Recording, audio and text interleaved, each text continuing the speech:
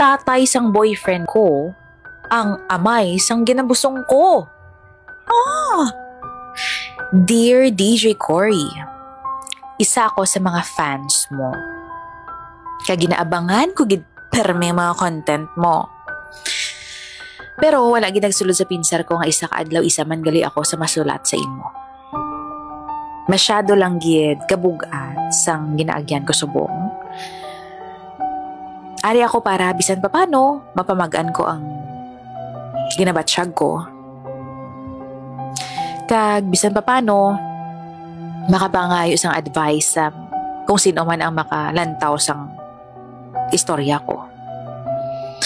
Itago ako sa ngalan nga Jenny. May trabaho ako, kag maayong ako nga trabaho. 3 ka tuig na ako sa ginaobrahan ko sa isa ka manami nga company. Year 2020, nagka-pandemic. Work from home kami. Kag tungod work from home, madamo ako time sa balay. Extra time, kumbaga. Hasta nga nag-download ako sa isa ka mobile game. Na-addict ako diri. Newbie ako sa game nga ato. Kag didto may nangin ka-team ako nga nagabuligid sa akon. Fast forward, nagmayuhay kami sang buot hasta nga nangin kami sang lalaki nga ato. Itago naton siya sa ngalan nga Alden. Pila ka adlaw pang nagligad ginhagad niya ako nga magkadto sa ila. Mag-live-in kuno kami. Nag-iisahano na lang siya abi sa pangabuhi. Wala na kuno ang nanay niya, dugay na. Ara sa piyak nga kinabuhi. Kaya ang tatay niya naman, nag-iisahanon man, may iya man nga pangabuhi. Hindi siya kuno gusto nga mag-upod kay tatay niya kay may kalain siya sang buot diri. Wala ko masyado pamangkot kun nga pero balaan ko nga may care pa siya sa tatay niya. So fast forward, nag-upod kami sa apartment sa boyfriend ko. Okay man kami, we're both happy and contented. Kung kaisa, may mga away, may mga sunggadanay, pero normal lang man sa relasyon Then one day, may nag-friend request ko na sa iya. Itago natin sa ngalan nga Richard. Sa kadugay nga sang panahon or sa kadugay nga panahon bago lang liwat nagpabatsyag ang iya nga tatay. Kagang chat ko no sa iya, gusto siya ko nga makita. Nabalaan ko nga solo lang siyang anak. So ang hambal pa sang tatay niya, saylo na lang siya kuno sa balay sini kag didto na lang mag-star para kuno maka menos sa gastos. Ginistoryahan namon sa maayo ni Alden kag ni Richard. Alden Richard. O, diba? Yes, DJ Cory, kaysa tuod lang may hawig ang boyfriend ko kay Alden Richards. Gani, nakapaminsan ako na magkaitsura man ayhan si Alden kag ang tatay niya. Pareho ayhan sila nga gwapo. Na-curious ako. Gani, naistoryahan namon ni Alden nga batunon ang offer sang iya nga tatay. Why not? Diba? Sa kabudlay sa pangabuhi. Kinanglan namon income. Diba? Kinanglan namon magka-extra nga kwarta. Kaya kung dito kami mag-star sa balay sang tatay niya, maka-save gid kami. So nag-agree kami ni Alden nga magkadto dito. Isa ka adlaw, ara kami sa balay sang tatay ni Alden. Kagrabe, DJ Cory. Mahambal ko nga may kaya ang tatay niya. In fairness, makita mo nga kanami gid sang ginaistaran niya. Kagang itsura sang tatay niya in person, na surprise gid ko. Although may edad na, pwede pa makipagsabayan sa mga bataon in terms of looks. Macho, gym built ang lawas, kagwapo pareha sa iya. Kag syempre, sa hamot pa lang, yayamanin na. Ambot gani DJ Cory do kalain sang nabatsyagan ko sa tatay sang boyfriend ko. Pamatsyago daw crush ko siya.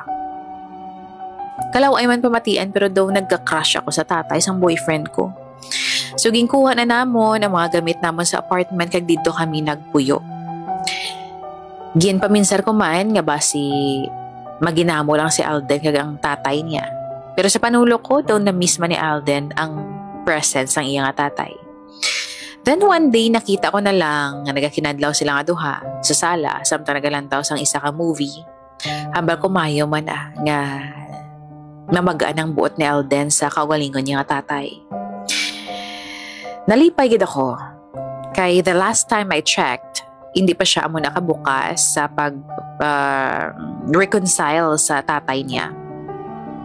But since nangin maayo ng buot nila sa isa kag isa, daw naglain man ang outlook ni Alden. Permi na siya masinadyahon, kag ganado sa pangabuhi, dagin gabutan siya sa isa kada ko katunog. Actually, madamo pa siya sa mga na-share sa ako about sa relasyon nila sang tatay niya. Kung nga nangin amusad tong sitwasyon nila, kung nga hinali lang nga nadula ang tatay niya sa kabuhi nila, kung nga nagpalayo siya. Pero sa piyak sini, wala gihapon nagbago ang pagbalangga ko kay Alden. Ara man gihapon. As sa isa ka adlaw, nagka-problema ako sa trabaho. Kag si Alden naman, kinahanglan i-assign sa ibang lugar. Ang hambal, 3 ka bulan. Mabulagay kami ni Alden sa 3 ka bulan tungod sa trabaho niya. Never in my life nga nagsulod sa pinsar ko nga mabulagay kami ni Alden physically. Tungod wala pa gani pila ka bulan since nangin mag-on kami. Nag-live-in na kami. Tapos sinali lang ang mabulagay kami sa sulod sa 3 ka bulan. Pero kinahanglan kaya nun tungod para man sa future namon ang tanan. Para makatipon kami, para makabakal sang balay. So wala man ko sang choice kundi go. 'Di ba? Matrabaho si Alden sa medyo malayo ang lugar diri sa Pilipinas.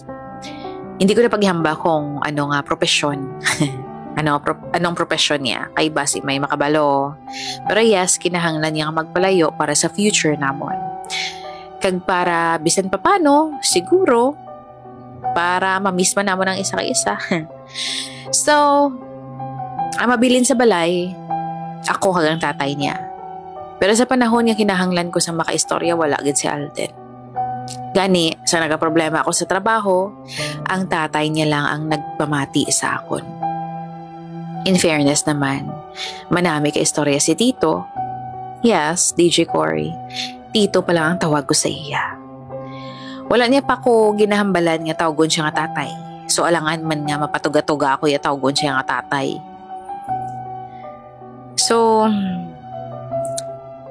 nag-share ako kay Tito sa mga hibubunot ko sa trabaho hasta nga nagligad ang inadlaw, nabatsyagan ko na lang ang nahulog ng buot ko sa iya.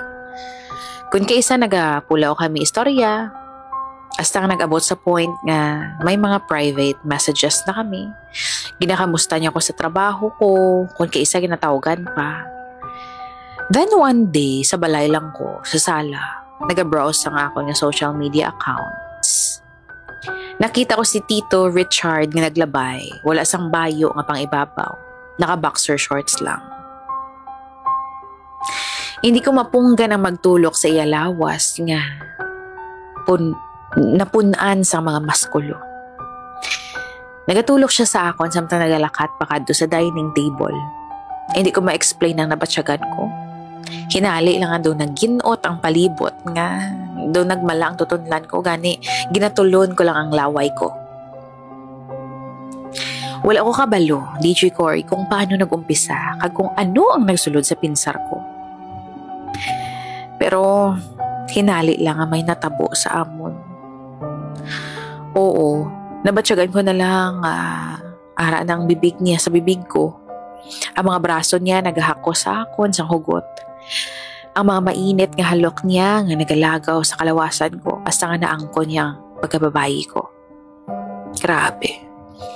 Daw na-hypnotize ako sa mga oras nga to. Wala ako control sa kalawasan ko kag ginabatsyag ko. Pero ginaako ko DJ Cory, nagustuhan ko ang tanan nga ginhimo niya sa akon. Siguro tungod sa edad niya kag experience, nakabatsyag ako sa mga bagay nga sobra pa sa ginpabatsyag sang manabana ko. Halos madulaan ako sang animosa, kanamit. Wala ko kabalo kung anong nagsulod sa espirit. Ano nga espiritu ang nagsulod sa akon. May boyfriend ko eh. Kaya ang boyfriend ko anak niya. Nasundan ang natabo sa amon. Kung kaisa gani nag-overnight pa kami sa hotel.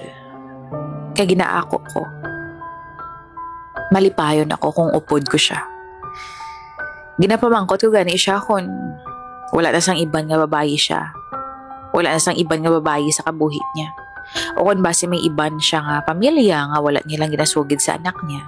Pero ang hambal niya wala. Then weeks later, nabatsyagan ko na lang daw may lain sa lawas ko.